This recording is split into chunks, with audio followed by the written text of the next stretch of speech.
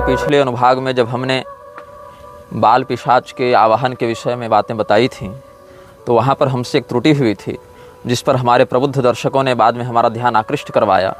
वाग दोष के कारण हमने वहाँ एक मुहूर्त गणना में अशुद्धि की है।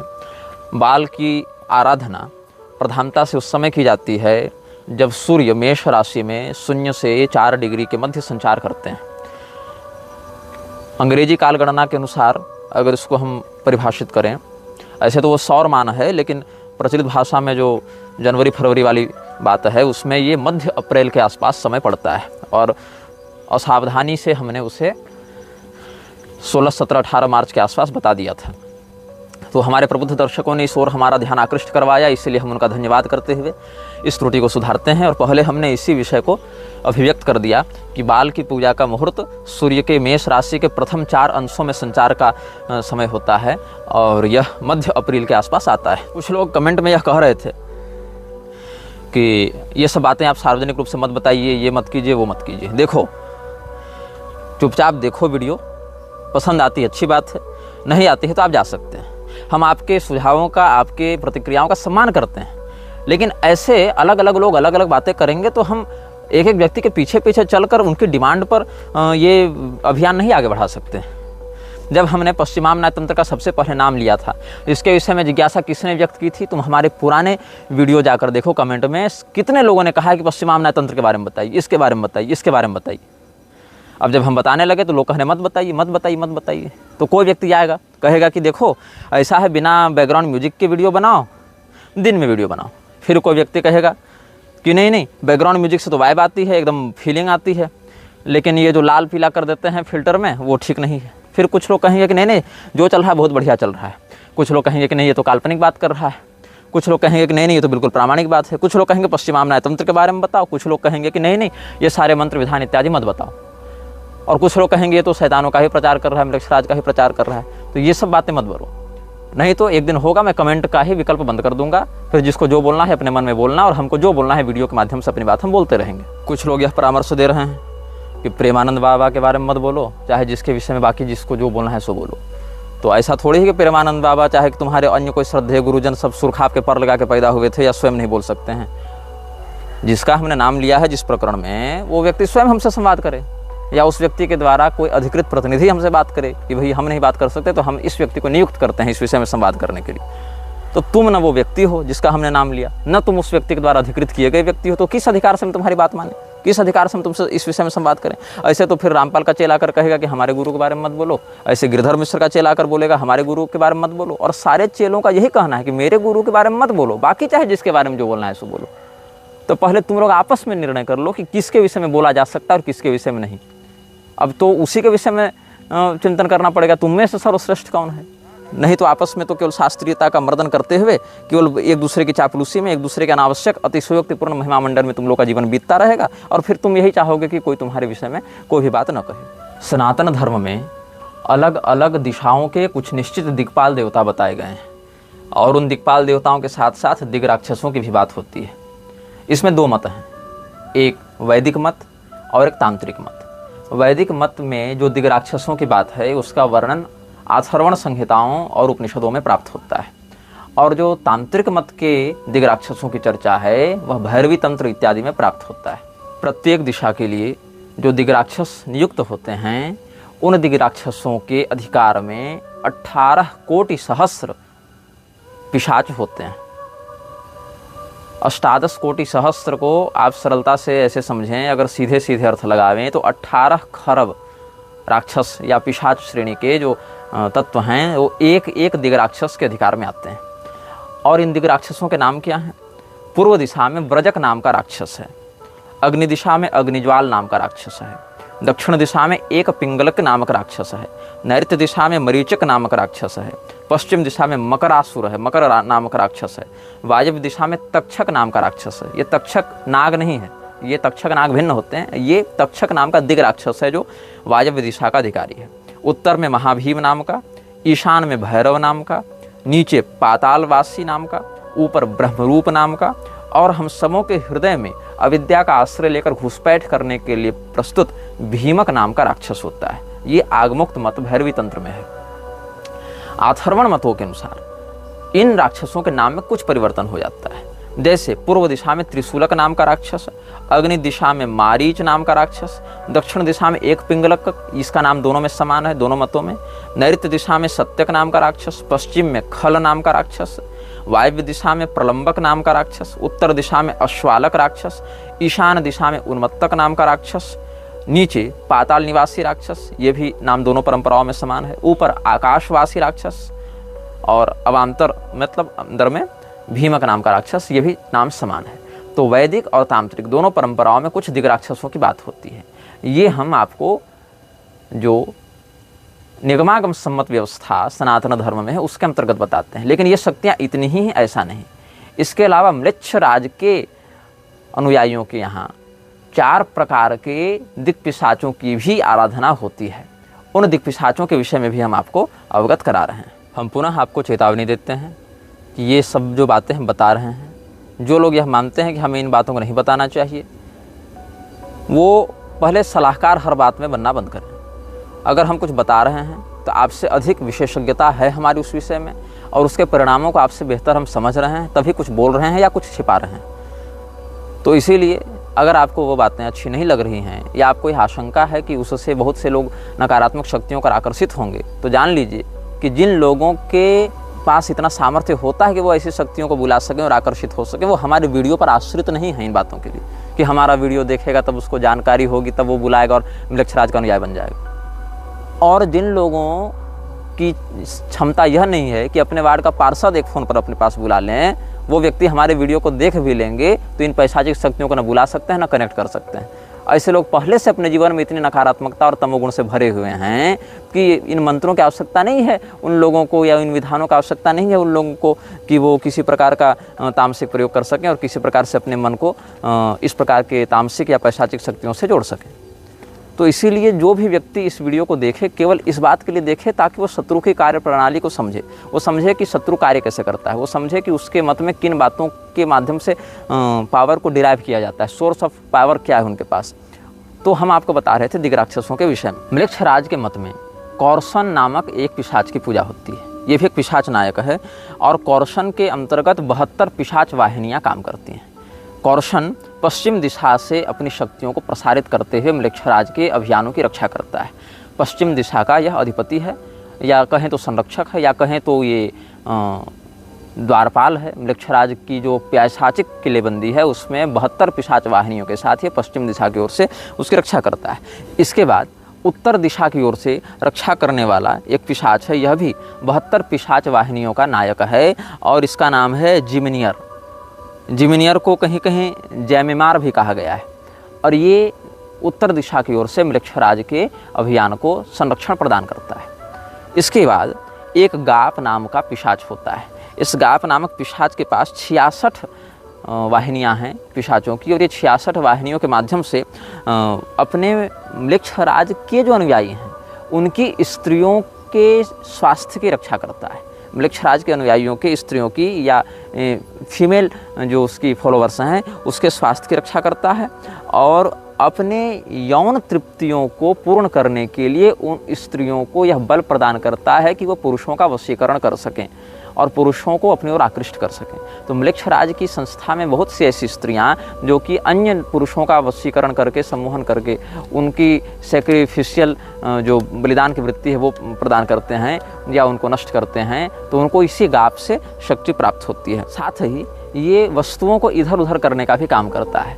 मेरे निजी संज्ञान में बहुत से ऐसे लोग हैं जो अपने जीवन में पैसों के गायब होने से बड़े परेशान रहे। मतलब घर बंद है, तिजोरी बंद है और घर में कोई दूसरा नहीं है, फिर भी उनके रखे पैसे गायब होने लगे बंद तिजोरी में से। ऐसे बहुत से लोग मेरे निजी परिचय में हैं। बाद में उनका समाधान करने का भी हमने प्रयास किया और बहुत से लोगों के कष्ट भी दूर हुए।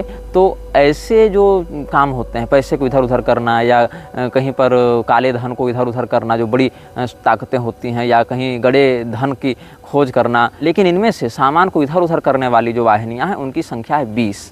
और ये गाप जो है वह दक्षिण दिशा की ओर से म्लेच्छराज के अभियान को संरक्षण प्रदान करता है। लेकिन जब ये गाप अपनी 20 वाहिनियों के साथ म्लेच्छराज की संपदा को या उसके अनुयायियों के बड़े बड़े सोना चांदी और अन्य उपस्करों को इधर से उधर करने का काम करता है, तो फिर ये जो दक्षिण दिशा की ओर से संरक्षण प्रदान कर रहा है, उस दिशा में तो कोई संरक्षक बचा नहीं।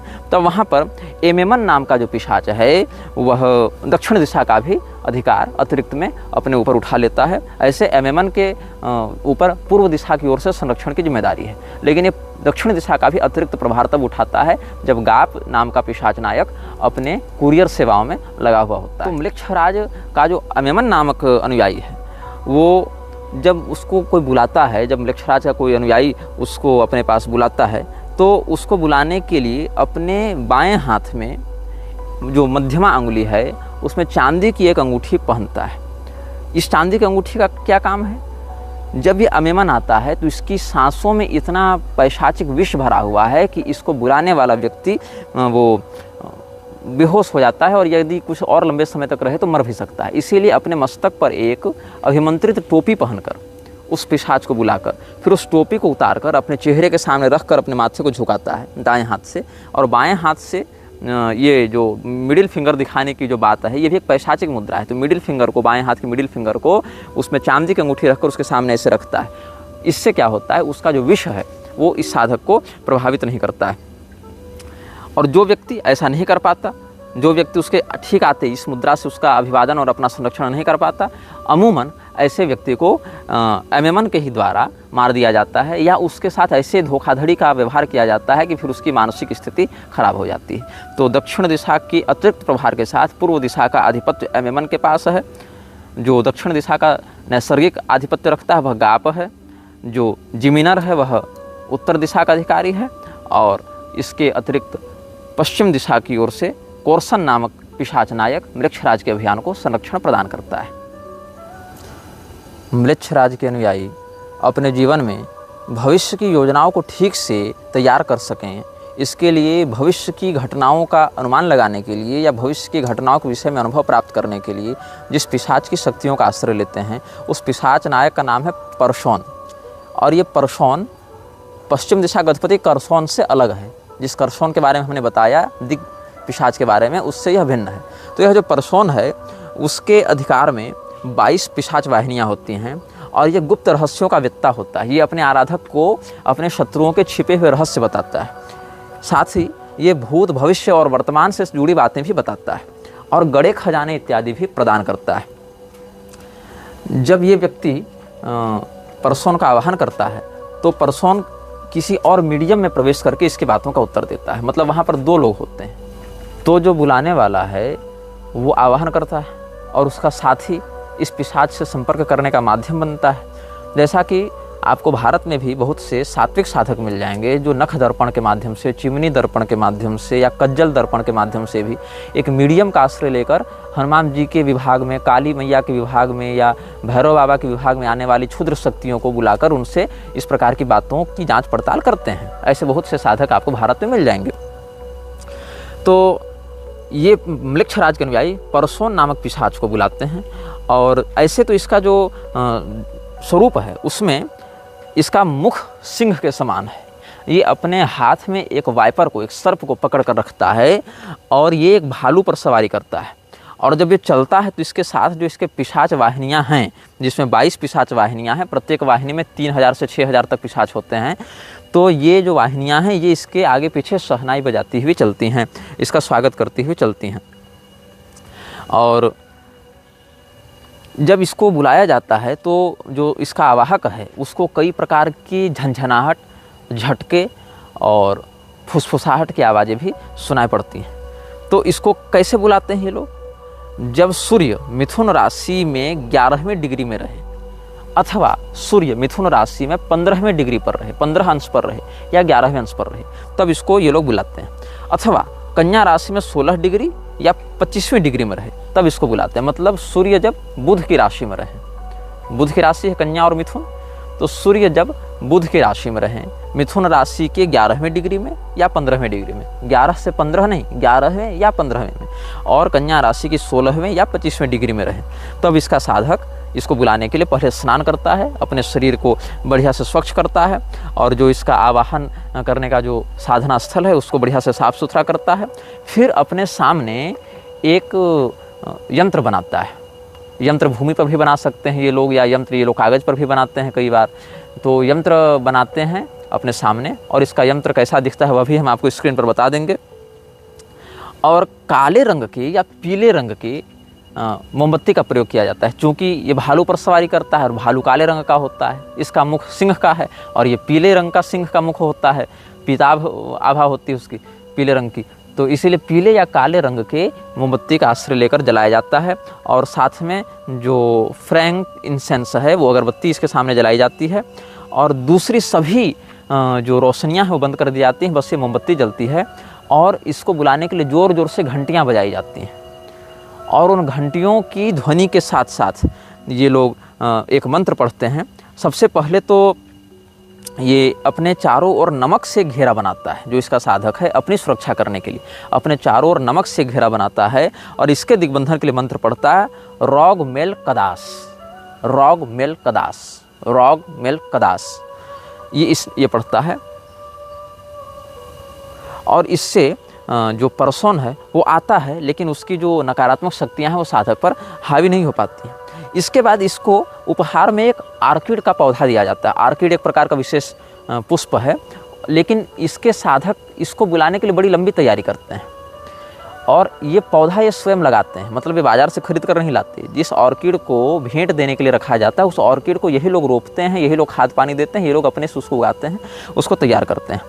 और एक चिट्ठी में इसके पास जो भी बातें रखनी हैं, इसके पास जो भी मांगे रखनी है, या इससे जो भी काम करवाना है, उस चिट्ठी में वो सारी बातें ये लोग लिख कर रखते हैं, और इसके आने पर वही चिट्ठी इसके सामने रख दी जाती है। एक और यंत्र की एक और घंटी को रख दिया जाता है, और दूसरी ओर मतलब यंत्र की दाहिनी ओर जो चिट्ठी है जिस पर सारी मांग लिखी हुई है वो रख दी जाती है, और यंत्र की बाईं ओर वो घंटी रख दी जाती है, जिसको बजाकर इस पिशाच का आवाहन किया जाता है। और मोमबत्ती की रोशनी में देखते हुए, अपने नेत्रों को धीरे धीरे बंद करते हुए, इसके यंत्र का ध्यान करते हुए इसके मंत्र का जप किया जाता है। और इसका मंत्र है एना जकोरे ओंका परसोन, एना जकोरे ओंका परसोन, एना जकोरे ओंका परसोन। इस प्रकार से इसके मंत्र का किया जाता है उच्चारण। कितनी बार किया जाता है इतना आप खुल के नहीं बताएंगे, क्योंकि फिर लोग कहेंगे कि तुम तो शैतानों की उपासना सिखाने लग गए, इसलिए इतना तुम लोग अभी जान लो। और जो भी इसके मन में जिज्ञासा होती है वो परसोन इसको बताता है, या जो भी इसको जानना होता है, या जिस प्रकार की रहस्यमयी इसकी बातें पूछनी होती हैं वो पूछ लेता है, और क्या तुम्हारा उद्देश्य सब बता देता है। तो परसोन को फिर विदा करते हुए, इसको धन्यवाद करके ये लोग विदा करते हैं। और जिस चिट्ठी में अपने प्रश्न लिखे होते हैं उस चिट्ठी को उसी मोमबत्ती में जलाकर राख कर दिया जाता है, लेकिन यंत्र को सदैव अपने पास रखना पड़ता है। यदि यंत्र को नष्ट कर दिया जाए तो वो जानकारी जो ये बताता है वो भी तुम भूल जाओगे। मतलब जो ये जानकारी दे रहा है उस जानकारी की मेमोरी तुम्हारे दिमाग में नहीं, उस यंत्र में छिपी हुई है। मतलब अगर वो यंत्र नष्ट होगा तो वो जो भी तुमको बताया वो सारी जानकारी भी तुम भूल जाओगे। तो कुल मिला के इतना परिश्रम नष्ट हो जाता है। इसलिए म्लेच्छराज के अनुयायी उस यंत्र को उत्कीर्ण करके चाहे तो गले में धारण कर लेते हैं, या बाहू में धारण कर लेते हैं, या पर्स इत्यादि में उसको लिख कर रख लेते हैं। परसोन को बुलाने के लिए जो घंटी बजाई जाती है उसमें जो हाई ऑर्डर के आवाहक हैं वो सोने की घंटी का प्रयोग करते हैं, और जो छोटे स्तर के उपासक हैं वो थोड़े कम पैसे वाले हैं भी, वो लोग गोल्ड प्लेटेड घंटी का प्रयोग करते हैं। उसके ऊपर सोने का पानी चढ़ाकर प्रयोग करते हैं, और एक बार उसको ऑर्किड के फूलों के पास बजाते हैं, एक बार ज़मीन में जो यंत्र है उसके पास बजाते हैं, और एक बार जो ऑर्किड के फूल रखे हुए हैं परसोन के लिए उसके पास बजाकर इसको पुकारते हैं। इसके बाद हम आपको एक और पिशाच के बारे में बताएंगे जो बड़ा प्रसिद्ध है म्लेच्छराज के अनुयायियों के मध्य, या इस प्रकार के शोध में रुचि रखने वाले लोग भी इसके विषय में बहुत अच्छे से जानते हैं। ये बड़ा शक्तिशाली पिशाच है, और इसके अधिकार में 200 से अधिक लगभग पिशाच वाहिनियाँ होती हैं। 200 आप मान लीजिए, तो 200 पिशाच वाहिनियों में न्यूनतम भी अगर इसके अंतर्गत काम करने वाले पिशाच होंगे तो लगभग 6 लाख पिशाच इसके अंतर्गत काम करते हैं न्यूनतम में। अधिकतम में ये संख्या 12 लाख तक जा सकती है। तो ये बहुत बड़ा पिशाच है, लेकिन इतना बड़ा पिशाच होने के बाद भी ये अपेक्षाकृत अन्य पिशाचों की तुलना में थोड़ा सौम्य होता है। जो खतरनाक पिशाच है उनके विषय में थोड़े आगे बताएंगे आपको। तो ये पैमन जो है इसका नाम है, और ये स्त्री और पुरुष दोनों के रूप में अपने साधक के पास आता है। तो ये पैमन नर भी है और मादा भी है। मतलब अपने आप को ये जेंडर फ्लूइड रूप में रखता है और ये अब किसी भी रूप में प्रस्तुत हो सकता है, लेकिन सामान्यतया जब ये आता है तो ये एक ऊँट पर बैठकर आता है। इसका वाहन ऊँट है और ये अपने मस्तक पर एक स्वर्ण का मुकुट धारण करता है। और चूंकि ये बहुत बड़ा पिशाच नायक है, 10-10 लाख पिशाच मान लीजिए आप, 6 लाख न्यूनतम, 12 लाख अधिकतम, एग्जैक्ट संख्या तो नहीं बता पाएंगे हम भी, लेकिन लगभग इतने पिशाच इसके अंतर्गत काम करते हैं। तो ये अकेले नहीं आता है, ये जब आता है तो इसके 2 अंगरक्षक इसके साथ होते हैं। उन अंगरक्षकों के नाम है लबाल और अबाली। तो लबाल और अबाली भी इसके साथ आते हैं। यद्यपि यदि साधक तीनों के लिए पर्याप्त बलिदान देने में असमर्थ है तो अकेले पैमन को भी बुला सकता है, लेकिन अकेले आने पर पैमन उतना प्रसन्न नहीं होता है, उतना साथ नहीं देता है अपने साधक का। तो इसको कब बुलाते हैं ये लोग? जब साल का सबसे बड़ा दिन हो। अच्छा, इसकी साधना दिन में होती है। ये जो पैमन है उसको ये लोग दिन में बुलाते हैं, दोपहर में बुलाते हैं। कब बुलाते हैं? जिस दिन तुम लोग इंटरनेशनल योगा डे मनाते हो उसी दिन पैमन को उपासक इसको भी बुला रहे होते हैं, मलक्षराज के किसी गुप्त सेफ हाउस या बंकर में।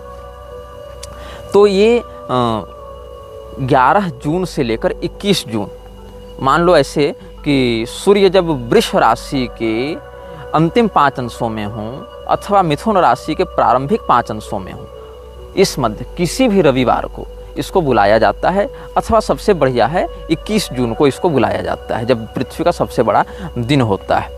और अगर इस समय न कर पाओ तो जब मेष राशि में सूर्य 15 से 20 डिग्री के मध्य हों, लगभग 30 अप्रैल से 4 मई के बीच में इसको बुलाने का भी समय होता है। और इसको बुलाने के लिए पश्चिम दिशा की ओर मुख करके इसको बुलाते हैं। और अगर पश्चिम दिशा की ओर अनुकूलता न हो तो नॉर्थ वेस्ट की ओर मुँह करके, मतलब वायव्य कोण की ओर मुँह करके इसके आराधक इसको बुलाते हैं।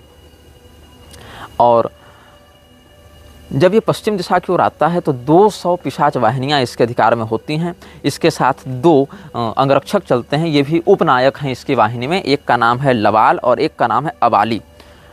और इन लबाल और अबाली में भी कोई छोटी मोटी बातें नहीं हैं, ये भी मतलब 25-25 वाहिनियों के नायक होते हैं। मतलब इससे लगभग 10 गुनी कम क्षमता रखते हैं, लेकिन अन्य पिशाचों की तुलना में ये भी एक अच्छे स्थिति में हैं। तो जब इसको बुलाया जाता है तो आकाश की ओर देखते हुए अपने दोनों हाथ को फैलाकर, जो वायव्य कोण है उसकी आकाश की ओर देखते हुए इसका आवाहन किया जाता है। और ये अपने साधक को कलात्मक विषय बताता है, दार्शनिक विषय बताता है, गणित के बहुत सारे अनसुलझी बातें बताता है। तो इसके बड़े बड़े मलक्षराज के अनुयायी जो वैज्ञानिक संप्रदाय से थे, संप्रदाय से तात्पर्य मेरा समूह से, जो वैज्ञानिक माने गए बड़े बड़े, और उन्होंने बड़े गजब गजब मशीनें बना दी और बड़े गजब गजब काम कर दिए, उन्होंने इसके बहुत व्यापक काम किए हैं। और बहुत से लेखक ऐसे हुए हैं मलक्षराज के समर्थक जिन्होंने खुलेआम पैमन को अपनी कृतियाँ भेंट की हैं, ये दावा करते हुए कि ये जो हमने दार्शनिक पुस्तक लिखी है ये हमको पैमन ने बताया। ऐसा खुलेआम बहुत से लेखकों ने पैमन को ट्रिब्यूट में दिया है। फ्रंट पेज के एक्नॉलेजमेंट में उसका नाम लिखा है कि हमको पैमन ने ये बताया, हमने उसको समन किया, पैमन ने आकर हमें ये जानकारी दी, तब हम उसको एक क्रेडिट देते हैं, उसका एक्नॉलेजमेंट में नाम लिख रहे हैं हम। तो ये क्या खाता है, पैमन को भोग कैसे दिया जाता है? अपेक्षाकृत सौम्य प्रेत है और सफ़ेद बालू में इसको भोग दिया जाता है। सामने सफ़ेद बालू बिछाकर, ऐसे तो पहले नहा धोकर इसका यंत्र तैयार करके, और इसकी 4 मोमबत्तियाँ रहती हैं। उन मोमबत्तियों का रंग जो है वो काला या गाढ़ा नीला होता है, कहीं कहीं पीला भी लोग प्रयोग करते हैं, क्योंकि ऊँट पर बैठकर आता है ना, ऊँट सामान्यतः पीले रंग के होते हैं, इसीलिए। तो 4 मोमबत्तियाँ जो गहरे काले नीले रंग की हैं अथवा जो पीले रंग की हैं, उनकी स्थापना की जाती है जलाकर। सबसे पहले उत्तर दिशा, फिर पूर्व दिशा में, फिर दक्षिण दिशा में, फिर पश्चिम दिशा में, ऐसे करके 4 मोमबत्तियों को रखकर सामने उसका यंत्र स्थापित करके वायव्य दिशा की ओर देखते हुए आकाश में दोनों हाथों को फैलाकर इसका आवाहन किया जाता है। और इसको बुलाने का मंत्र पढ़ा जाता है, लेनान टासा जेडन पैमन, लेनान टासा जेडन पैमन, लेनान टासा जेडन पैमन, ऐसा पढ़ा जाता है। और सफ़ेद बालू सामने बिछाकर कॉफ़ी तैयार करके, कॉफ़ी में शहद मिलाकर उसको दिया जाता है। और पीने के लिए इसको झरने का पानी दिया जाता है। और इसके वाहन ऊँट के लिए सूर्यमुखी के बीज देकर उसको संतुष्ट किया जाता है। तो ये सामान्यतया सात्विक भोग ग्रहण करता है, मतलब शाकाहारी टाइप का है थोड़ा ये। और सफ़ेद बालू में सामने कॉफ़ी बनाकर मधु मिलाकर उसको गिराते हुए झरने का पानी पीने के लिए दिया जाता है। इससे पैमन प्रसन्न होता है। और अपने साधक को जो भी जानकारी चाहिए होती है वो म्लेच्छ राज्य के अनुयायी को ये प्रदान कर देता है, जिससे वो बड़े बड़े शोध और वैज्ञानिक आविष्कारों में सफलता भी प्राप्त कर लेता है। अब हम आपको एक ऐसे पिशाच नायक के विषय में बताएंगे जिसको बुलाने में म्लेच्छ राज्य के अनुयायियों के पसीने छूट जाते हैं। यद्यपि इसमें बड़ी शक्ति है और इसका ऐतिहासिक महत्व भी है। इसकी सहायता से एक बहुत बड़े ऐतिहासिक घटना को जन्म दिया गया था और दबी चुबी भाषा में, थोड़ी दबी जबान में, लेकिन बहुत से लोग इसको स्वीकार भी करते हैं और कुछ तो खुलेआम भी स्वीकार करते हैं इस बात को। इस पिशाच का नाम है बेलेथ और इसको बुलाने के लिए व्यक्ति का बहुत अधिक मानसिक और शारीरिक रूप से मजबूत होना आवश्यक है, क्योंकि इसको बुलाकर नियंत्रित करना बड़ा कठिन हो जाता है। तो ये जो बेलेथ है, इसको किसने बुलाया था और इसकी सहायता से क्या कार्य किया था, इसके विषय में हम आपको एक सांकेतिक बात बताते हैं। बहुत खुलकर नहीं बताएंगे, बस नाम बताते जाएंगे। नाम थोड़े भ्रामक हो सकते हैं और लेकिन आप अगर ध्यान से सुनेंगे, नोट कर लेंगे, इतिहास में इस बात को क्रॉस चेक करेंगे तो आप इस बात को सही भी पाएंगे। ऐसे हमने आपको बाल को बुलाने की जब विधि बताई थी तो आपको हमने याओ एल इस प्रकार से 3 बार उच्चारण करके अपना दिग्बंधन किया जाता है, ऐसा कहा था। तो आज हमको एक दर्शक ने मैसेज किया जिसमें कहते हैं कोई एमिनेम नाम का गायक है, रैप सिंगर है शायद, तो कोई एमिनेम नाम का गायक है, उसका एक गाना है 3 AM। तो 3 AM गाना से पहले वो कहते हैं कि याओ एल बोलता है और अंत में ही बोलता है। तो ये इनको ध्यान में आया, इन्होंने कहा कि आप एमिनेम का 3 AM गाना भी सुने जो बाल का आओ एल बोला जाता है शुरू में भी और अंत में भी। आज 2025 में ये ध्यान में आया, आप स्वयं सुने। इस गाने में अपने शत्रुओं की वो बात करता है। हो सकता है ऐसा, ऐसे भी ये पॉप म्यूजिक, रॉक सिंगर इत्यादि बहुत ज़्यादा इन सभी संस्थाओं से जुड़े हुए हैं। कुछ तो खुले आम जुड़े हुए हैं, कुछ लोग गुप्त रूप से जुड़े हुए हैं। तो अब हम आपको बेलेथ के विषय में बता रहे थे कि बेलेथ का कैसे प्रयोग किया गया। ये घटना है 15वीं शताब्दी के प्रारंभ की। क्या हुआ था, फ्रांस में एक राजा था जिसका नाम था चार्ल्स द सिक्स्थ। तो चार्ल्स द सिक्स्थ की लड़ाई चलती थी इंग्लैंड वालों से। इंग्लैंड में हेनरी का शासन था, हेनरी पंचम का, और इधर चार्ल्स षष्ठ का शासन था। तो बहुत छोटी मोटी लड़ाइयाँ होती रहीं। अंत में 1415 ईस्वी में चार्ल्स षष्ठ की लड़ाई हुई थी हेनरी पंचम से और हेनरी पंचम ने उसको बहुत बुरी तरीके से पराजित किया। और फिर कुछ डिस्प्यूट्स के बाद, लगभग 4-5 वर्षों के मध्यस्थता के बाद एक संधि की गई। उस संधि का नाम था ट्रीटी ऑफ ट्रॉयस। तो ट्रीटी ऑफ ट्रॉयस में ये कहा गया कि जो राजा चार्ल्स सिक्स्थ है वो अपनी बेटी का विवाह करेगा हेनरी पंचम से। मतलब फ्रांस का राजा जो चार्ल्स सिक्स्थ है वो अपनी बेटी कैथरीन का विवाह करेगा इंग्लैंड के राजा हेनरी पंचम से, और उनके माध्यम से जो संतान होगी वो फ्रांस का राजा बनेगी। वही जो संतान होगी वही फ्रांस की गद्दी का असली उत्तराधिकारी बनेगी। तो इस समय जो चार्ल्स षष्ठ था उसका अपना भी एक बेटा था जो चार्ल्स सप्तम था।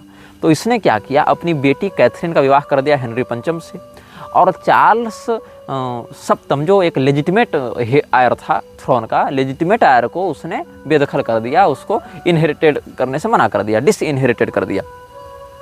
तो इससे क्या हुआ, हेनरी पंचम अब बेटा होगा, संतान होगी, तब तो राजा बनेगी। तब तक वो संरक्षक राजा के रूप में फ्रांस की गद्दी का संरक्षण करता रहा और प्रभाव तो उसी का अधिक था क्योंकि संधि में वो जीत चुका था और उसी का बेटा होने वाला वारिस था। तो जब बेदखल किया गया इसको, किसको, चार्ल्स सप्तम को अपने पैतृक राज्य से, तब इसने पैशाचिक शक्तियों की आराधना करना प्रारंभ किया। और पैशाचिक शक्तियों की आराधना, ये संधि कब हुई है, ये संधि हुई है 21 मई 1420 ईस्वी में। 21 मई 1420 ईस्वी में ये संधि हुई। और जब इसको बेदखल किया गया चार्ल्स सप्तम को अपनी पैतृक गद्दी से, तो उसके बाद इसने जब पैशाचिक शक्तियों का आराधना की तो बहुत अंदरूनी बातों से जो अभिज्ञ हैं, जो जुड़े हुए हैं इन पैशाचिक साधनाओं से, वो लोग यह स्पष्ट कहते हैं उसने बेलेथ का आवाहन किया था। कैसे किया था ये बाद में बताऊंगा। उसने बेलेथ का आवाहन किया और उससे मदद मांगी कि तुम हमको राज्य सत्ता दो, हमारे शत्रुओं का नाश करो, क्योंकि हमारा तो अधिकार भी बनता है। तो बेलेथ ने उसकी मदद की और बेलेथ ने इसके शत्रुओं का संहार किया। सबसे पहले बेलेथ ने किसको मारा, हेनरी पंचम को मारा। हेनरी पंचम को कब मारा बेलेथ ने, 31 अगस्त 1422 ईस्वी को मारा। उस समय हेनरी षष्ठ का जन्म हो चुका था जो फ्रांस का होने वाला राजा बनता उस ट्रीटी ऑफ ट्रॉयस के आधार पर। तो वो फ्रांस का राजा बनने वाला था। उस समय 8 महीने का वो नवजात शिशु था। उसी समय उसके पिता को मार दिया गया 31 अगस्त 1422 को, पहले उसी को मारा। फिर जो इधर चार्ल्स सप्तम का बाप था चार्ल्स षष्ठ वो भी पागल होकर मरा था। उसको लगता था कि मैं कांच का बना हुआ हूँ और मैं कहीं किसी से मिलूंगा तो मैं गिर जाऊंगा, इसलिए अपने चारों ओर उसने लोहे सिलवा रखे थे अपने कपड़े में ताकि हम बिखर न जाएं। मैं कांच का बना हूँ ऐसा उसको लगता था भ्रम। तो उसको भी लोग कहते हैं कि बहुत ज़्यादा वो मानसिक रूप से पागलपन का शिकार था। पागलपन का शिकार था कि पिशाचाक्रांत था, ये तो रहस्य का विषय है। लेकिन हेनरी पंचम जो इंग्लैंड का राजा था, अगर सोचो फ्रांस का राजा पहले मर जाता तो हेनरी पंचम तो दावा कर ही लेता गद्दी पर, इसलिए पहले वहीं से निपटाया, इंग्लैंड वालों को पहले मारा आभिचारिक क्रियाओं से। और वहाँ पर जब मारा गया हेनरी पंचम तो उसका 8 महीने का बेटा क्या कर लेता, वो तो इन्फेंट था एक प्रकार से। तो ये जो चार्ल्स षष्ठ है वो भी मरा। कब मरा? हेनरी पंचम मरा 31 अगस्त 1422 को और चार्ल्स षष्ठ मरा 21 अक्टूबर 1422 को, मतलब तो लगभग 2 महीने के बाद ये मर गया और ये दोनों मर गए। अब लेजिटिमेट उत्तराधिकारी कौन हो गया? चार्ल्स सप्तम हो गया। लेकिन क्या हुआ कि इंग्लैंड की जो सैन्य शक्ति थी वो बड़ी मजबूत थी, तख्ता पलट तो कहीं भी लोग चाहते हैं। तो उस समय उन लोगों ने क्या किया, यह कहा कि चूंकि ट्रीटी ऑफ ट्राइस हो चुका है इसीलिए हम चार्ल्स सप्तम को राजा नहीं बनने देंगे। यद्यपि वैध उत्तराधिकारी वो था, लेकिन चूंकि इस राजा की मृत्यु से 2 साल पहले ही एक संधि हो चुकी है इंग्लैंड वालों के साथ और इंग्लैंड वाले भी अपना दावा ठोके कि ठीक है 8 महीना का है हेनरी 6 लेकिन जिंदा तो है, राजा तो है, तो उसका ही राजाभिषेक कर दिया गया कि जब ये योग्य होगा तो अपनी गद्दी संभालेगा। इसमें उदय होता है एक लड़की का। इस लड़की की उम्र कितनी है? मात्र 12 साल। 12 साल की इस लड़की ने लोगों को कहा कि मुझे ईश्वर के संकेत मिल रहे हैं। अब वो संकेत ईश्वर के थे कि बेलेथ के थे, ये तो खैर अलग अलग मान्यताओं की बात है। वो लोग तो क्राइस्ट को या गॉड को मानते थे, क्रिश्चियन थे ना, लेकिन रहस्यवेत्ताओं का कहना है कि वो ईश्वर के संकेत नहीं थे, वो गॉड के संकेत नहीं थे या वो क्राइस्ट के संकेत नहीं थे, वो थे बेलेथ के संकेत। उस 12 साल की लड़की में यह हिम्मत भरी गई कि वो खुलेआम कर सके कि इंग्लैंड की दावेदारी को हम अस्वीकार करते हैं। जिस समय लड़कियों का पढ़ना लिखना बैन था यूरोप में, तो इस बात को ध्यान दो, ये 15वीं शताब्दी की बात है। जिस समय चर्च में लड़कियों को केवल इसीलिए जिंदा जला दिया जाता था कि वो 2 दूना 4 करना जानती थी, गणित इत्यादि पढ़ लेती थी, इसके लिए उनको जिंदा जला के विच क्राफ्ट का आरोप लगा के मार दिया जाता था। उस समय ये लड़की आती है, 12 साल की लड़की। इसका 1424 में सबसे पहला भाषण होता है जिसमें ये कहती है कि हम साक्षात्कार कर चुके हैं उस ईश्वर का और उसने मुझे कहा है कि जो चार्ल्स सप्तम है वही राजा बनेगा, लेजिटिमेट राजा वही राजा बनेगा। और उसके बाद राजा की सेना की नायिका बनकर ये युद्ध लड़ती है, इंग्लैंड की सेना को हराती है और चार्ल्स सप्तम को राजा बनवाती है। लेकिन एक जगह ये गिरफ्तार हो जाती है और 19 साल की उम्र में, मतलब ये अभियान इसका लगभग 6-7 साल चला और 19 साल की उम्र में 1431 ईस्वी में अंग्रेजों ने इसको पकड़ के जिंदा जला दिया था।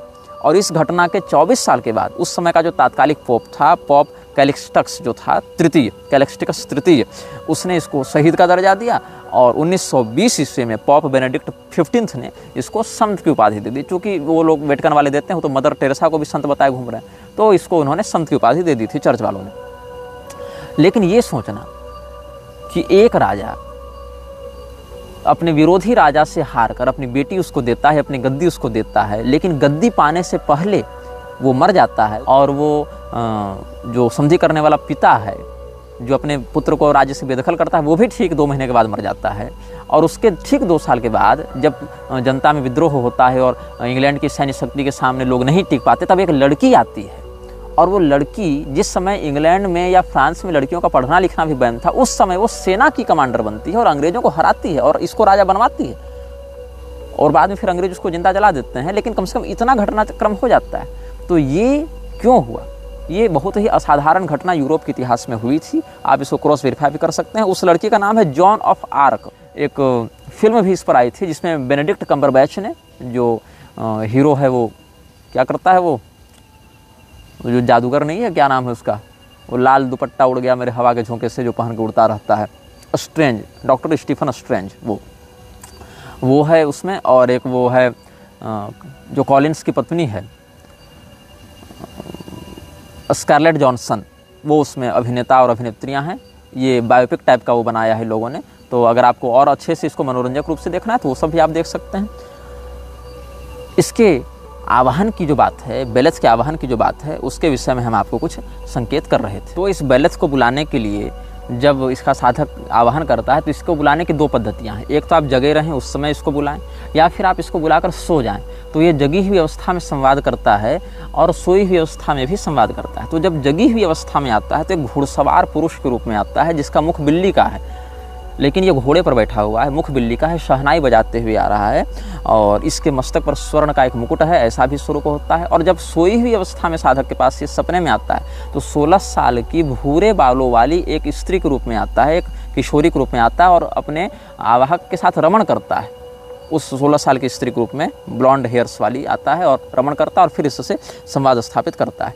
तो इसको कब बुलाया जाता है? जब सूर्य कर्क राशि के 1 से 10 डिग्री में रहते हैं तब इसको बुलाया जाता है। यदि उस समय साधक इसको बुलाने में असफल हो जाए या वो मुहूर्त फेल कर जावे तो फिर जब सिंह राशि में सूर्य 5 से 9 डिग्री तक रहते हैं तब इसको बुलाया जाता है। और जब मिथुन राशि में सूर्य 0 से 4 डिग्री में होते हैं तब भी इसको बुलाया जाता है। तो या तो सूर्य कर्क राशि में 1 से 10 डिग्री में रहें, या सिंह राशि में 5 से 9 डिग्री में रहें, या मिथुन राशि में 0 से 4 डिग्री में रहें, तब इसको बुलाया जाता है। इस बीच में, इन डिग्रियों के बीच में कभी भी मंगलवार पड़े तब इसको बुलाया जाता है। इसको बुलाने से पहले हैज़ल वुड की बनी एक छड़ी अपने पास रखनी पड़ती है, क्योंकि ये आसानी से कंट्रोल नहीं होता। ये आ तो जाता है लेकिन ये अपने साधक को भ्रमित करने, धमकाने, डराने का प्रयास करता है। इसीलिए इसको बुलाने से पहले अपनी सुरक्षा करके इसको वश में करने के लिए हैज़ल वुड की लकड़ी जो होती है उससे बनी हुई एक छड़ी को ये लोग हाथ में रखते हैं। इसको क्या दिया जाता है भोग में? Red wine mixed with fresh blood. एक मुर्गे की बलि देकर उसके ताज़े खून को लाल वाइन में मिलाकर इसको भोग दिया जाता है। और इसको जब भी बुलाया जाता है तो 20 साल के लिए इसके साथ एक एग्रीमेंट किया जाता है। मतलब अगर इससे किसी ने संधि की, इस पिशाच को अपने पास बुलाया तो 20 साल के लिए एक पैक्ट बनता है। उसी मुर्गे के खून से चमड़े पर वो पैक्ट लिखा जाता है कि मैं अपना संबंध तुमसे जोड़ रहा हूँ। और उस बीच में इसको समय समय पर जब भी ये तिथि आएगी, आवाहन की तिथि, तो साल में इसको भोग देना पड़ता है, नहीं तो ये अपने साधक को ही मार देता है। इसीलिए इसको बुलाना अपेक्षाकृत अधिक कठिन है। लेकिन इसको बुलाकर बड़े बड़े राज्यों को बनाया और बिगाड़ा है मृक्षराज के अनुयायियों ने। बेलथ को बुलाने के लिए पहले साधक अपने चारों ओर नमक का घेरा बनाता है, एक नमक का सर्कल बनाता है जिसके अंदर वो सुरक्षित रहे। फिर उस सर्कल के बाहर यंत्र लिखता है बेलथ का, फिर उसको बुलाता है। उसका आवाहन करने का मंत्र बाद में बताएंगे। उसको बुलाने के बाद उसको रेड वाइन में ताज़ा खून मुर्गे का ताज़ा खून मिलाकर देता है और उसको बुलाता है। उसको बुलाने का मंत्र है लिराश टासा वेफा वहल बेलथ। लिराश टासा वेफा वहल बेलथ। लिराश टासा वेफा वेल बेलथ। इस प्रकार से इसको बुलाता है। और कहने का तात्पर्य ये है कि जब वो आएगा बेलथ या आएगी, ऐसे तो सोया हुआ रहेगा साधक तभी आएगी, लेकिन जनरली वो आएगा जब, तो और बहुत से ऐसे साधक अपने अनुभव साझा भी करते रहते हैं इसके पैशाचिक अनुयायी कि ये सपने में आकर रमण इत्यादि करता है। लेकिन समस्या क्या है कि लोगों को अच्छा लगेगा, वाह कितनी सुंदर स्त्री के रूप में आकर रमण करेगा। लेकिन जितनी बार इसको बुलाया जाता है उतनी बार ये प्राण शक्ति का हरण करके लगभग 8-10 बार में तो साधक को मार ही देता है। तो इसीलिए ये नहीं कि हम यौन सुख की कामना से इसको बार बार बुलाते रहें, ऐसा नहीं है। और ये स्वप्न में भले आता है लेकिन वो बिल्कुल रियल लगता है, मतलब ये नहीं कि ड्रीम है, लगता है कि सच में ही आ गया है, ऐसा लगता है। और ये 8 से 10 बार अगर आ गया जीवन में तो फिर ये व्यक्ति की प्राण शक्ति का पूरा अवशोषण करके चला जाता है। तब जब ये आता है तो इतने डरावने रूप में आता है और एकदम झटकारते हुए आंखों के सामने आकर एकदम झांकता है कि व्यक्ति जो इसको बुलाता है वो एकदम अंदर से कांप जाएगा। इसीलिए जो इसको बुलाता है उसके हाथ में पहले से एक छड़ी होती है हैज़ल वुड की बनी हुई। और जब ये आता है तो उस सर्कल में, जहाँ ये नमक के सर्कल में खड़ा है, उसके बाहर ये एक और यंत्र बनाता है। पूर्व दिशा में उस हैज़ल वुड की लकड़ी को रखो, वहाँ से सीधे पश्चिम की ओर एक रेखा खींचो 180 डिग्री में, सीधी रेखा पूर्व से पश्चिम की ओर। वहाँ से 45 डिग्री का कोण बनाकर दक्षिण की ओर उसी रेखा को ले जाओ बिना उठाए हुए, लकड़ी बिना उठाए। और वहाँ से दक्षिण की से फिर उसी बिंदु पर 45 डिग्री में उस रेखा को जाकर 90 डिग्री हो जाएगी ना, लगता है वो जो रेखा है उसको जाकर लगा दो। तो सीधी रेखा पूर्व से पश्चिम की ओर, यहाँ से 45 डिग्री का कोण बनाओ दक्षिण की ओर और वहाँ से फिर 90 डिग्री का आश्रय लेकर जाओ पूर्व की ओर। तो ये एक राइट एंगल ट्रायंगल बन जाएगा और जिसका कोण जो 90 डिग्री वाला जो राइट एंगल है वो दक्षिण दिशा की ओर होगा। एक कोण पूर्व में 45 डिग्री का, एक कोण पश्चिम में 45 डिग्री का और एक 90 डिग्री का कोण दक्षिण में बनेगा। ऐसा यंत्र हैज़ल वुड से बनाना है और उसको कमांड करना है कि बेलथ तुम यहाँ पर आओ। और उसको बुलाने से पहले, जैसा कि एमेमन को बुलाने से पहले भी जो सिल्वर रिंग है उसको अपने बाएं हाथ की मध्यमा में धारण करके उसको झुकाकर प्रणाम किया जाता है या अभिवादन किया जाता है, वैसे इसका अभिवादन करके इसको प्रसन्न किया जाता है, इसको भोग देकर प्रसन्न किया जाता है। लेकिन जनरली कोई भी साधक के लिए 3 से 4 बार ऐसा करना पड़ता है, तब वो जाकर वो नियंत्रित होता है बेलेथ। और उसको कहा जाता है कि Beleth ruler of hell, Minister of powers, Lord of legends, I summon you in this triangle. I respectfully demand that you remain within its borders till the end of this ritual. मतलब हे नरक के सरताज बादशाह, इस प्रकार से उसको ये लोग बुलाते हैं मृक्षराज के अनुयायी। स्वागत करता हूँ मैं आपका, मैं आपको पूरे सम्मान के साथ इस रेखा में, इस ट्रायंगल में आने का, इस त्रिकोण में आने का निमंत्रण देता हूँ और तब तक वहाँ पर रहने का कहता हूँ। यावत पूजावसानम में तावत तुम सुस्थिरो भव, जब तक हमारा यह रिचुअल समाप्त न हो जाए तब तक तुम वहीं पर रहो और तब तक तुम हमारे आदेश के अनुसार या जो हमारी इच्छा है उसके अनुसार तुम कार्य करो। इस प्रकार से इसको कहा जाता है। और 85 पिशाच वाहिनियाँ, 85 जो हैं इसकी वाहिनियाँ इसकी कंट्रोल में रहती हैं और ये बिल्कुल क्रोध से आता है और इसका प्रयोग करके ही अधिकाधिक लव जिहाद को फैलाया जाता है। और ये जिस भी व्यक्ति को चाहे किसी भी व्यक्ति के प्रति आकृष्ट कर दे और उसके अपने विवेक को बिल्कुल नष्ट कर देता है। बेलेथ की ये ताकत होती है कि ये किसी भी लड़की को किसी भी लड़के के प्रति ऐसा पागल कर सकता है कि फिर उसको इस प्यार के अलावा कुछ नहीं दिखता है। किसी को भी किसी का वफादार बना सकता है, किसी को भी किसी के प्रति दिल तोड़ सकता है। तो स्त्री और पुरुष दोनों के एक दूसरे के प्रति या पुरुष को पुरुष के प्रति, स्त्री को स्त्री के प्रति आकर्षित करने का इसका काम होता है और बड़ी बड़ी सत्ताओं को एक दूसरे का विद्रोही बनाना या बड़ी से बड़ी सत्ता को एक दूसरे के अनुकूल कर देना इसका काम होता है। तो पैमन इत्यादि जब आते हैं तो वो पहले अपनी भाषा में बात करते हैं, पैशाचिक भाषा में बात करते हैं, फिर उसका आवाहक उसको कहता है कि आप मेरी भाषा में बात करें, तब वो उसकी भाषा में बात करते हैं। लेकिन बेलेथ ऐसा नहीं, वो आते के साथ व्यक्ति के मन में घुस जाता है, उसके अंदर की भावना को झांक लेता है कि ये कौन चाहता है, क्या चाहता है, इसका उद्देश्य क्या है। इसलिए बेलेथ से छल करना बहुत भारी पड़ता है, क्रोध भी है, क्रूर भी है, आपके अंदर तक घुसा हुआ। इसीलिए मृक्षराज के अनुयायी, छोटे अनुयायी तो इसको बुलाते ही नहीं, और जो हाई ऑर्डर के अनुयायी हैं, जो अभ्यस्त हैं इस प्रकार की पैशाचिक क्रियाएं, वो भी बुलाते हैं। तो बहुत विशेष काम के लिए, बहुत विशिष्ट क्रियाओं के लिए, बहुत आपातकाल होने पर ही इसका आवाहन करते हैं। यह वीडियो जल्द ही हटा दिया जा सकता है। कृपया थर्ड पार्टी ऐप्स का उपयोग करके डाउनलोड करें। आप इस वीडियो को अपने चैनल पर फिर से अपलोड भी कर सकते हैं।